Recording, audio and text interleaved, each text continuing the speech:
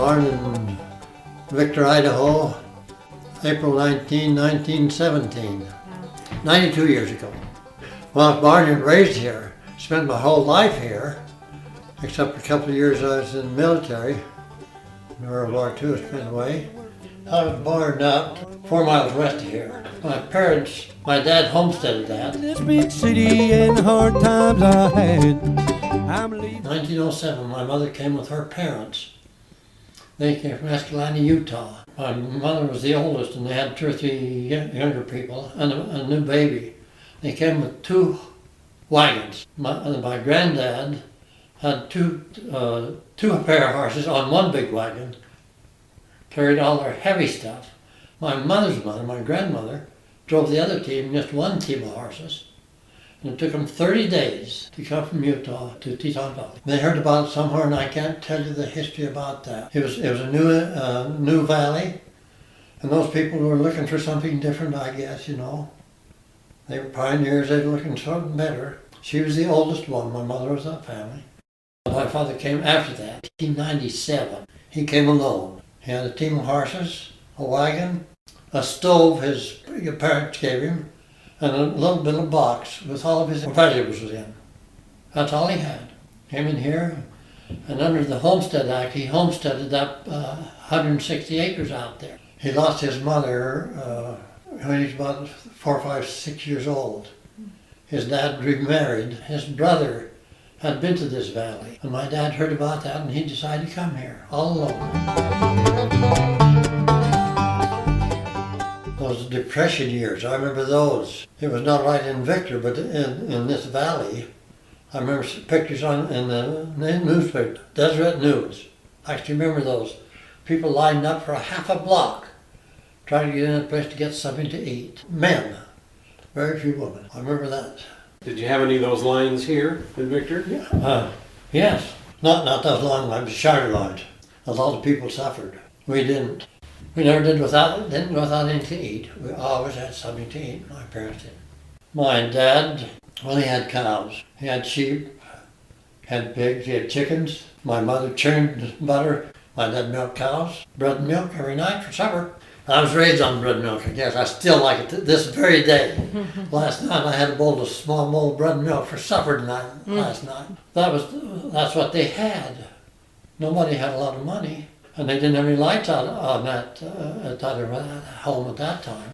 We used to have, we call them bums, coming on the train and come to our house for something to eat. The freight train had come in here. And you get in one of those freight cars, you know. Yeah. Hobos, that's what they were. I can still see them coming. That guy coming my way, he passed 3 or 4 houses up there, come to my house, and came in there for something to eat. My mother never turned her one of them down. My dad always had a big pile of wood. My mother asked those bums to go over and split some of that wood while she made him a sandwich or 2. The schoolhouse was right here where this is at that time. That burned down many years ago. We know what happened. Kids set their fire.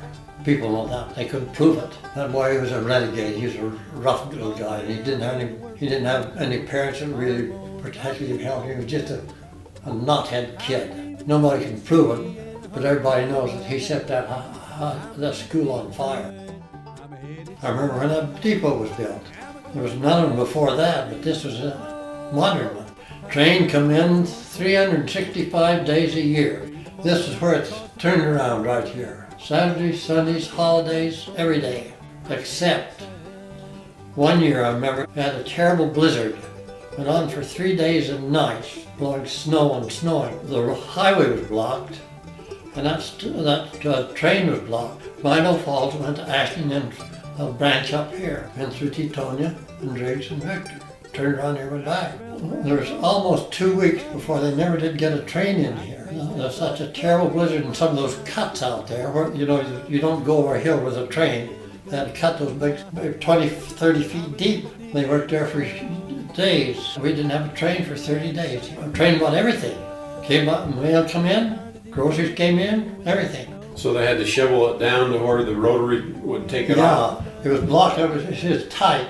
Did the community band together? How did they make it through 30 days? Well, we had just a little bit of a town here. Everybody had ranches, they had cows and chickens and pigs. Nobody hurt. And back in those days, they looked forward to next year. They prepared now for next year. They had flour, sugar, all of that. Food storage was a way of life. It wasn't for an eventual emergency. It was something that happened quite regularly, that they would go time without having food available or brought in. They all had gardens and cows and pigs and all those things. Yeah, they were self-sustaining, you know, and everybody helped everybody else. During those bad winter days, you know, nobody suffered.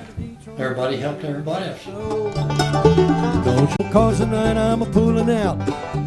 I'm leaving Well, it's been a Detroit. special place because people would look out for one another, help each other, shared the same goals of life and values of life. And like I say, it wasn't about really getting ahead.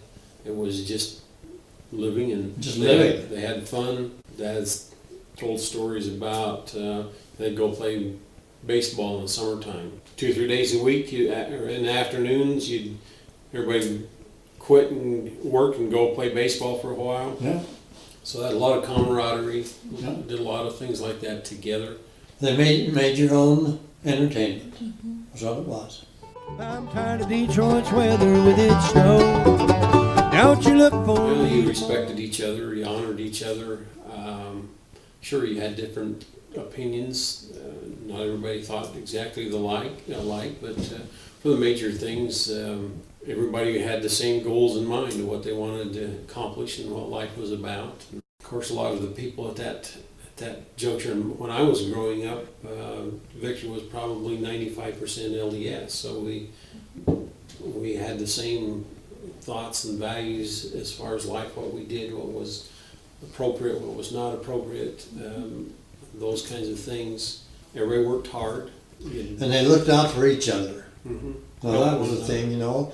If this neighbor had a problem, everybody came in and helped. Who knows, maybe this guy would be the next one to have a problem. It was kind of like a united family here in this town. That was the attitude of people. Do what you can yourself and help your neighbor. Well, back in those days, by God, you had to get together. You couldn't stand out here all alone. Somebody had to help you. And everybody had that attitude, you know. Well, there were exceptions to that, of course, but the majority, the great majority of people just helped each other.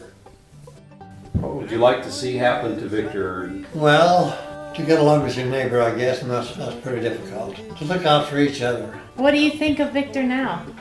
I don't recognize it. It was just my home, I'll never forget it. Can't take it away from me, I can still remember it. I'm leaving Detroit. I'm headed south.